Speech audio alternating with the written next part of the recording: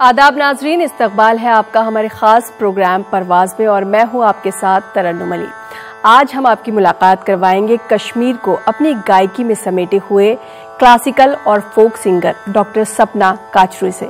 सपना जी, आपका इस्तकबाल है हमारे इस प्रोग्राम में। बहुत बहुत शुक्रिया। सपना जी, इससे पहले कि हम अपनी गुफ्तगू आगे बढ़ाएं, हम चाहेंगे कि आप हमारे व्यूअर्स के लिए कुछ गुनगुनाएं।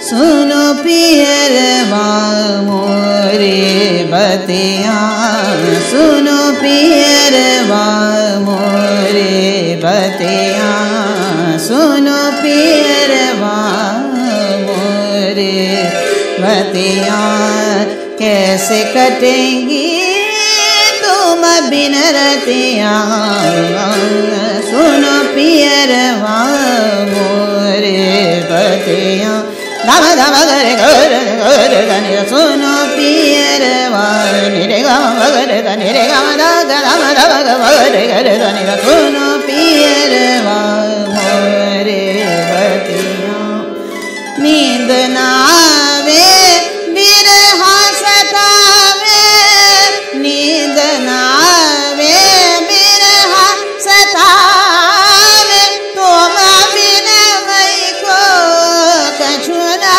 भावे, आओ पियरवा लागू में छतिया, सुनो पियरवा मोरे बतिया, धाम धाम गरे गरे धनी, सुनो पियरवा निरे गरे गाम गाम धाम धनी धनी सा सा, सुनो पियरवा, सुनो पियरवा, सुनो पियरवा मोरे बतिया।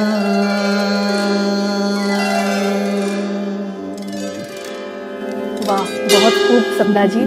सपना जी, जैसे आपने अभी हमें जो सुनाया वो राग मारवा था, तो अगर मैं ये पूछूं कि किसी भी सिंगर के लिए रागों की समझ कितनी ज़रूरी है? संगीत का, खासकर शास्त्रीय संगीत का तो आधार ही, धरोहर ही शास्त्रीय संगीत।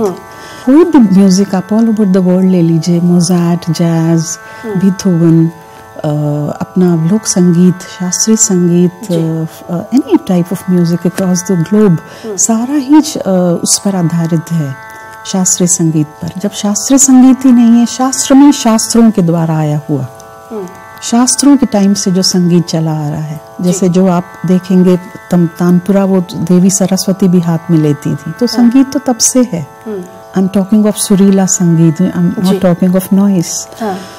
तो संगीत तो तब से है, जब शास्त्रीय संगीत ही नहीं है तो ऑल टाइप ऑफ म्यूजिक आप देखिए ऑल ओवर द वर्ल्ड मात्र 7 सुरों पर संगीत आधारित है। आज तक 8वां सुर पैदा नहीं हुआ। दुनिया में लोग आएंगे जाएंगे, रूप अच्छे होंगे बुरे होंगे, व्हाटएवर, बट संगीत मात्र 7 स्वरों में ही है। Like you take alphabets, they are 26, आप नंबर्स देखिए कितने हैं, बट संगीत तो 7वां 8वां आज तक पैदा नहीं हुआ। पूरे वर्ल्ड का संगीत सिर्फ 7 स्वरों पर ही आधारित है। उसी में बड़े कलाकार इम्प्रोवाइजेशन करते हैं, नए नए राग पैदा करते हैं, तो सारा का सारा संगीत उन्हीं 7 स्वरों पर आधारित है। अगर हम क्लासिकल सिंगर्स की बात करें तो उनके लिए तो रागों की समझ बहुत ज़्यादा ज़रूरी है। लेकिन जो कमर्शियल म्यूजिक में जो सिंगर्स हैं उनके लिए भी क्या इतनी ज़रूरी है? क्योंकि आजकल जिस तरह से हम देखते हैं तो जो कमर्शियल म्यूजिक में सिंगर्स हैं वो रागों की इतनी समझ उनको नहीं है। उसका रीज़न है तरन्नुम जी कि वो रातों रात स्टार बनना चाहते हैं। रातों रात कोई स्टार नहीं बन पाता, सालों का रियाज और बहुत परिश्रम के बाद एक लेवल पे इंसान पहुंचता है। यंगस्टर्स जो हैं वैसा ही सोचते हैं कि एक एल्बम से पॉपुलर हो गए, but that may be 1 day 2 day game. सारी जिंदगी तो वैसा नहीं होता। आपको गुरु के पास जाना पड़ता है, तालीम लेनी पड़ती है, एंड तब जाके यू रीच अ लेवल जहाँ श्रोता सुनना चाहें। नहीं तो कोई नहीं सुनना चाहेगा। सपना जी, अपने बचपन के बारे में कुछ बताइए। आप कश्मीर से हैं, वहाँ की किस तरह की यादें हैं? आपका जो बचपन था वो कैसा गुजरा, कहाँ गुजरा, क्या क्या करती थी बचपन में, और क्या ये जो गाने का शौक है ये भी बचपन से ही है? बिल्कुल, पापा की आवाज़ अच्छी थी। पापा बहुत एक शांत व्यक्तित्व के इंसान थे, हालांकि ही इज नो मोर। कहते हैं संगीत जीन्स में होता है, जीन्स में संगीत आता है। जैसे नर्तक का बच्चा नर्तक होता है, संगीतकार का बच्चा संगीतकार होता है। वो क्यों होता है? क्योंकि पेरेंटल में अगर वॉइस किसी की अच्छी हो, तो मम्मी की वॉइस कभी अच्छी नहीं थी, बट मम्मी ने ये देखा कि मेरा संगीत में बड़ा रुझान है, तो उनका सपोर्ट रहा। उनका बहुत सपोर्ट रहा इन द राइट पैरामीटर्स। आप देखिए कुछ साल पहले आनंद राज आनंद जी ने ऑफर दिया था उनकी मूवी कमर्शियल म्यूजिक में आपको मौका मिला। ट्रू। तो बट क्योंकि शुरू से मम्मी का एक वैसा रहा डिसिप्लिनेरियन पॉइंट ऑफ व्यू के भाई, तो वो उतना ज्यादा उस डंडे का असर पड़ गया कि वहां जाने से पहले 10 बार सोचती हूँ कि अगर वहां चली गई, ऐसा तो नहीं है कि एक मन में एक रहता है एक हिच कि अपनी एक प्योरिटी निकल ना जाए, क्योंकि ये वो अलग दुनिया है। बॉम्बे क्लासिकल में ही रहना चाहती थी। क्लासिकल ही असली है, बाकी तो सब सिर्फ शोर है तरन्नुम जी। शास्त्रीय संगीत ही असली है, वो तो वो है जिसने चखा है उसी को पता है, बाकी कोई नहीं कह सकता। तो अभी तक यही एम है कि शास्त्रीय में ही आगे बढ़ूं। अगर आगे कोई ऑफर आता है, because I am also professor, I am in the teaching faculty of Delhi university जी, तो वहाँ जाने से पहले यहाँ नौकरी का सोचना है। फिर अगर वहाँ इन अ वे मौका मिल जाता है that I sing a song for them and come back, तो वो सब देखना पड़ता है। Lot of things. तो क्या बचपन में जब आपके फादर, जैसे आपने बताया कि उनका इंटरेस्ट था, तो आप उनके साथ साथ गुनगुनाया करती थी? नहीं, बिल्कुल नहीं। वो मम्मी का इनिशिएटिव था कि मम्मी ले जाएं वहाँ। गांधर्व महाविद्यालय था, वहाँ एक थी डॉक्टर विमला गुप्ता, वो सिखाती थी। तो उनसे तालीम ली शास्त्रीय संगीत की जूनियर लेवल पर। उसके बाद फिर मम्मी इंग्लिश की प्रोफेसर रही थी मेरठ यूनिवर्सिटी में जी। तो उन्होंने बोला कि अगर फर्दर पढ़ाई करनी है तो यूनिवर्सिटी जाके करोगी। तो मम्मी के कॉलेज में एडमिशन ले लिया, बीए में वहाँ से किया, graduation post graduation. I was merit rank holders, वहाँ पे भी I was good in academics. इसके बाद आपने म्यूजिक में एमफिल और डॉक्टरेट भी किया। सपना जी, इन सब के बारे में आपसे और भी बातें करेंगे, फिलहाल वक्त हो। सपना जी, उसके बाद आपने एमफिल और जो आप डॉक्टरेट है वो भी अपने म्यूजिक में ही किया। एमफिल पीएचडी दिल्ली यूनिवर्सिटी में रह के किया। वहाँ पे रिसर्च स्कॉलर्स वाले हॉस्टल में रहती थी, तो वहाँ से एमफिल किया, वहाँ से आई टॉप्ड। उसके बाद पीएचडी भी मात्र 2 साल में कंप्लीट कर लिया। तो उसके 3-4 साल बाद यूनिवर्सिटी में ही नौकरी लग गई। तो आपका बचपन वैसे कहाँ गुजरा? कश्मीर में या फिर दिल्ली? गाजियाबाद। मैं कभी तो ज्यादा कश्मीर की लैंग्वेज का असर नहीं था? कश्मीरी लैंग्वेज ही नहीं आती है एक तरह से। I don't know the language, मुझे उतनी कश्मीरी लैंग्वेज नहीं आती, because I never stayed there. MPhil और डॉक्टरेट के बाद फिर किस तरह से सिलसिला शुरू हुआ सिंगिंग का? उनको हमेशा से संगीत में इंटरेस्ट था। उनको आप कहेंगे क्यों? क्योंकि मुझे हमेशा बहुत मानसिक सुकून मिलता था। इंटरेस्ट तो आपको बचपन से था, जो एक प्रोफेशनली मैं कहूँ तो वो शुरुआत कैसे हुई? स्टेज परफॉर्मेंसेस कर रही हैं, इंडिया के बाहर जा रही हैं, उन सब की शुरुआत कब हुई? स्कॉलरशिप्स मिली हैं दिल्ली गवर्नमेंट से, साहित्य कला परिषद स्कॉलरशिप मिली है, जिसमें वो स्कॉलरशिप देते हैं, वो पैसा देती है सरकार जिससे गुरु के पास सीख सके। तो गुरु आपकी चॉइस के होते हैं, बट वो कहते हैं कि आपको कहाँ से मतलब वो दे पे एंड यू लर्न। तो वहाँ सिलेक्शन हुआ। उसके बाद HRD नेशनल स्कॉलरशिप, वहाँ सिलेक्शन हुआ। संगम कला ग्रुप की तरफ से अवार्ड मिला है, जो एक टाइम पे सोनू निगम जी को मिला था, मैं उसमें विनर रही हूँ। उसके बाद लंदन गई हूँ ब्रिटिश हाई कमीशन की तरफ से। आज वहाँ परफॉर्मेंस थी नेहरू सेंटर में। इट्स इन सेंट्रल लंदन, तो वहाँ गई हूँ। एंड कई जगह कॉन्सर्ट्स दिए हैं, त्रिवेणी कला संगम जी एंड इंडिया हैबिटेट सेंटर। अभी भी मेरा 2 सितंबर को कॉन्सर्ट है जहाँ पंकज सिंह जी आ रहे हैं चीफ गेस्ट, राजनाथ सिंह जी के। सपना जी, आपकी कोई ऐसी परफॉर्मेंस जो आपके लिए यादगार हो, जो आप हमें भी सुनाना चाहें? मियाँ की तोड़ी सुनाऊंगी जी।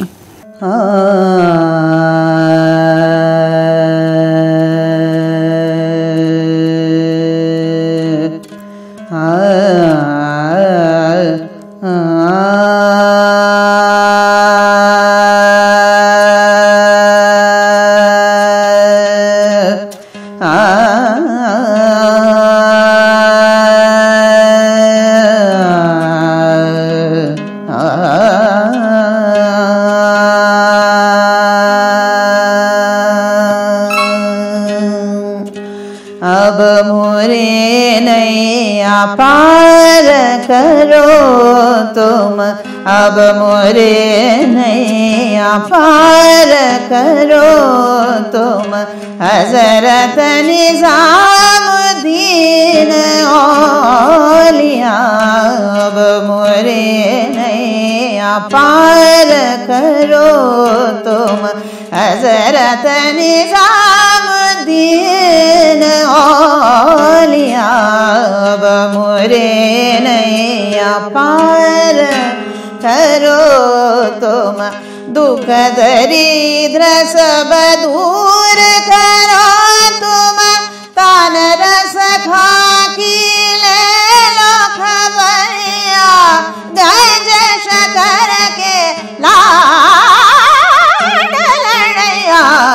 मोरे नैया पार करो तुम, सारे गाम मगरे गर रानी रे नि सा नि ध म ध नि धा। मोरे नैया पार, मोरे नैया पार, मोरे नैया पार करो तुम। बहुत खूबसूरत, बहुत लाजवाब। सपना जी, ये बताइए कि जब जैसे आप प्रोफेसर भी हैं, अगर हम गुरु शिष्य परंपरा की बात करें तो आजकल की जो जनरेशन है, जो आपके स्टूडेंट्स हैं, उनमें आप किस तरह का क्रेज देखती हैं क्लासिकल म्यूजिक को लेकर के? दिल्ली घराने के खलीफा हैं उस्ताद इकबाल अहमद खान साहब, उनकी शागिर्दा हूँ जी। तो हर घराने के अपने ट्रेड्स हैं, गायकी के अलग अंदाज हैं, डांस में अलग अंदाज हैं, तबले में अलग अंदाज हैं, सेम वे सिंगिंग में अलग अंदाज हैं। तो बहुत खुशकिस्मत अपने आप को तरन्नुम समझती हूँ कि आज की तारीख में अगर ये पूछा जाए कि परिवार एक तरफ गुरु एक तरफ, तो शायद गुरु को ज्यादा दर्जा दूंगी, क्योंकि गुरु ही देने वाले हैं। कहते हैं भगवान तो किसी ने देखे नहीं, गुरु ही बताते हैं कि भगवान कौन है। तो पहले कौन है? गुरु के पहले। तो खुशकिस्मत इतनी हूँ कि इतने चरित्रवान, उतने गुणी, उतने सज्जन दिल्ली घराने के खलीफा हैं, वो चांद खां साहब के नवासे, जिनकी मधुबाला भी शागिर्द रही हैं, रोशन साहब उनके शागिर्द रहे हैं जी। बहुत अच्छा घराने से अट्रैक्ट होती हूँ, क्योंकि वहाँ सबसे पहले है कि जब आप किसी की शिष्या बनते हैं तो एक गंडा बांधना होता है। अच्छा। गंडा बांधना मीन्स अब आप उनकी बेटी हैं। हाँ। अब आप दो लड़का लड़की होंगे तो उनको भाई बहन का दर्जा दिया जाएगा, और गुरु से जो सीख रहे हैं वो फादर एंड डॉटर वो होता है। तो सबसे पहले तो एक वो हिच निकल जाता है, और वो गुणी उतने हैं, बड़े बड़े आर्टिस्ट अमजद अली खान साहब, उनसे रागों की जो बारीकियां हैं वो उनसे सीखते हैं। तो अपने आप को बहुत खुशकिस्मत समझती हूँ तरन्नुम, क्योंकि मेरा इतना ज्यादा लगाव अपने संगीत से होता जा रहा है। वो वही है जिसने ये चका है। रिस्पेक्ट में देख रही हूँ आप में है आपके गुरुओं के लिए, तो आज की जनरेशन में वो देखने के लिए मिलती है आपको? स्टूडेंट्स में वो लगन नहीं है। मैं प्रोफेसर होके रियाज करके घर से जाती हूँ, बट स्टूडेंट्स में वो लगन नहीं है। अब मैं आपको एक इंसिडेंट बताऊं, लंदन जाना था तो वहाँ एक स्टूडेंट नहीं आती थी, आई मीन गर्ल्स कॉलेज, मैंने अट्टा से कुछ बेली खरीदी थी, उसको मैं बोलूं क्लास क्यों नहीं आती हो, तो उसको इतनी सी बात बुरी लग गई। उसको लगा कि एज अ टीचर उतना भी हक नहीं है कि स्टूडेंट को कहा जाए, कॉलेज जब एडमिशन लिया है तो उसको कॉलेज आना चाहिए। जब मैं निकली देखा वो बेली गायब, तो बड़ी हैरानी हुई एज ए टीचर, जैसे एक डॉक्टर को फील होता है भाई पेशेंट दवाई क्यों नहीं खा रहा, यू नो, उस तरह से टीचर को लगता है स्टूडेंट क्यों नहीं पढ़ रहा। तो जब उनमें लगन नहीं है तो क्या कर ले teacher, what can the teacher do. आजकल के स्टूडेंट्स में वो चीज देखने के लिए नहीं मिलती है जो चीज आपने जी है। सपना जी, जो आपने एक बुक भी लिखी है माय म्यूजिक माय कश्मीर, इसके बारे में भी हम आपसे बात करेंगे। फिलहाल वक्त हो गया। सपना जी, जैसे मैंने ब्रेक पे जाने से पहले कहा था, वापस आएंगे तो आपकी बुक के बारे में बात करेंगे, माय म्यूजिक माय कश्मीर। तो इस बुक में आपने क्या लिखा है? जैसे आपने खुद बताया कि आप कश्मीर काफी कम वक्त रही, ज्यादातर आप दिल्ली में ही रही, तो उस बुक में आपने कश्मीर को कैसे लिखा है, क्या लिखा है कश्मीर के बारे में? उस बुक में 8 चैप्टर्स हैं। इट्स अबाउट, क्योंकि मेरी थीसिस भी Kashmiri music and Kashmiri culture पे थी। आई बीइंग जबकि कभी कश्मीर में रही नहीं, श्रीनगर में कभी नहीं रही, बट एमफिल पीएचडी दोनों कश्मीरी पर, क्योंकि ब्लड से तो कश्मीरी ही है। तो उसमें पारंपरिक संगीत के बारे में है, सूफियाना संगीत के बारे में है, जो वहाँ टेररिज्म हुआ, जो एक तरह से बेड़ा गर्क हुआ, उससे क्या क्या ड्रॉबैक्स थे एंड कितनी क्षति एक आम इंसान को पहुंची, जो सारा वो उनका सब वाइप ऑफ हो गया, उनका जो कारोबार था, टूरिज्म सब इफेक्ट हो गया, कोई वहां जाना नहीं चाहता, लोगों में डर उतना है। तो all those things, you know, एक बहुत एक नेगेटिव एक वो पड़ता है जहाँ तक होता है, वो सारा उसमें है। एंड कैसे म्यूजिक एक तरह से जैसे एक दवा के तौर पे काम आता है, क्योंकि जब वहाँ फेस्टिवल्स होते हैं तो बहुत अच्छा लगता है कि भाई वो उतने दंगों के बाद भी संगीत जारी है, तो बहुत बड़ी बात है। जैसे हमारी शुरू में बात हुई तो आपने कहा कि आपको कमर्शियल म्यूजिक में जाने का मौका मिला था, लेकिन आप नहीं गई। तो एक आप कह रही थी कि आपकी माँ की जो तालीम थी उसका असर था कि क्लासिकल में ही रहना है। वैसे आपको लगता है कि क्लासिकल में आप जा सकती थी, या आगे मौका मिले तो आप जाना चाहेंगी? मैं अपनी यूनिवर्सिटी की जॉब बहुत प्रेस्टिजियस है, वो नहीं छोड़ना चाहूंगी। I can not take to this thing ना, कि वहाँ भी गा रही हूँ और यहाँ भी यूनिवर्सिटी में स्टूडेंट सफर करेंगी, क्योंकि वहां से तो एब्सेंट होना पड़ेगा। वो गड़बड़ वाली बात नहीं होनी चाहिए। ये जो गायकी है ये बहुत ज़्यादा जैसे टाइम टेकिंग है, आपको सुबह बहुत जल्दी उठना है, बहुत घंटों रियाज करना है, बहुत काम करना होता है अपनी आवाज़ पर। तो आपके हस्बैंड आपको कितना सपोर्ट करते हैं? कई बार आप बाहर भी जाती होंगी परफॉर्मेंसेस के लिए, तो उनका कितना सपोर्ट रहता है, वो क्या कहते हैं? अगर हस्बैंड का सपोर्ट ही ना हो तो मुझ जैसी लेडी जो कि शुरू से एक पैरामीटर में रह के जिसने जीवन जिया है, उसका सर्वाइवल मुश्किल है अगर हस्बैंड योगदान ना दे। सबसे बड़ा बेनिफिट ये है कि उन्होंने संगीत में फ्रीडम दी है और एक पैरामीटर के बाहर जाने का सोच नहीं सकती हूँ। और हमें ये भी मालूम है कि जैसे आप टाइम की बहुत ज्यादा पंक्चुअल हैं, कि अगर आपको खाने का टाइम है तो वो फिक्स है, आपको उस टाइम पे खाना चाहिए, सोने का टाइम है, जागने का टाइम है, वो एकदम फिक्स है। तो ये सब आप कैसे अपने इतने बिजी शेड्यूल के बीच कैसे मेंटेन करती हैं? इसीलिए क्योंकि टाइम के हिसाब से चलती हूँ। अगर टाइम को फॉलो ना करूँ, टाइम को फॉलो कर करके ही तो यहाँ तक पहुंची हूँ कि आप मुझसे सवाल पूछ रही हैं। अगर ना दिन का पता हो ना रात का पता हो तो शायद ये लेवल आगे और बढ़ना है, अभी तो कुछ नहीं हूँ। तो हर चीज देखिए, बेटा है एक, वो भी उसके मेहनत से, भगवान के रहमो करम से सुपर स्कॉलर है, वो क्लास में फर्स्ट आता है, इज 9th, बड़ा प्यारा बच्चा है जी। तो उसको एज ए प्रोफेसर, क्योंकि मेरे यहाँ और भी जितने प्रोफेसर हैं यूनिवर्सिटी में, सबके बच्चे या तो एम से डॉक्टर हैं या IIT के इंजीनियर्स हैं। क्यों? Because they followed a pattern. आपको एक सिस्टम फॉलो करना है ना, अब वो आगे क्या करेगा वो उसका मुकद्दर, उसका दाना पानी क्या है क्या नहीं है।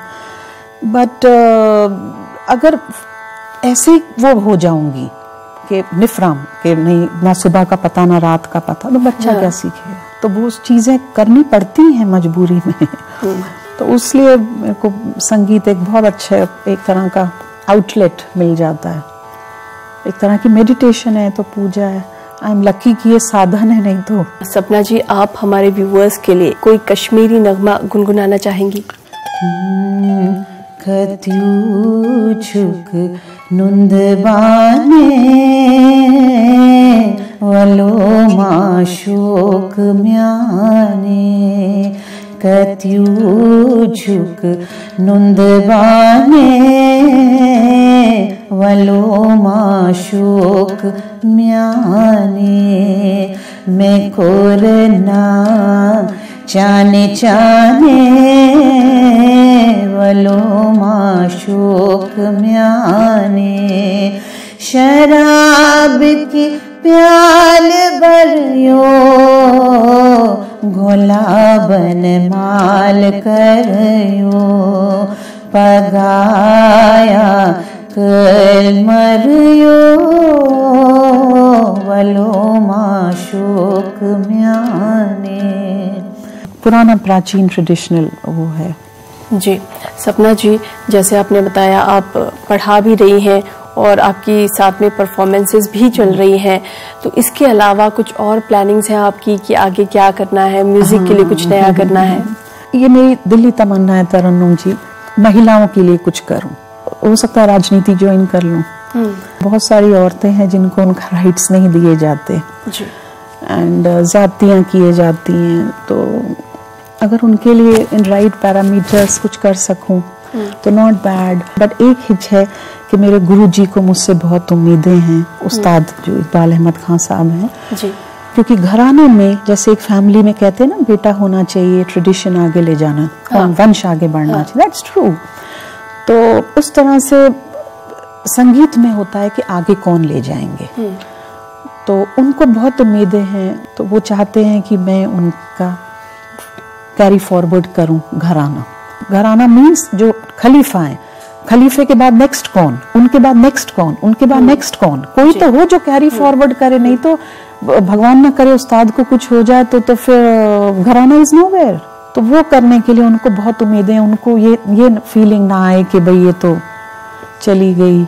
तो वो सब चीजें अभी इन द प्रोसेस हैं। वो सब चीजें दिमाग में रख के ही चल रही हूँ तरन्नुम।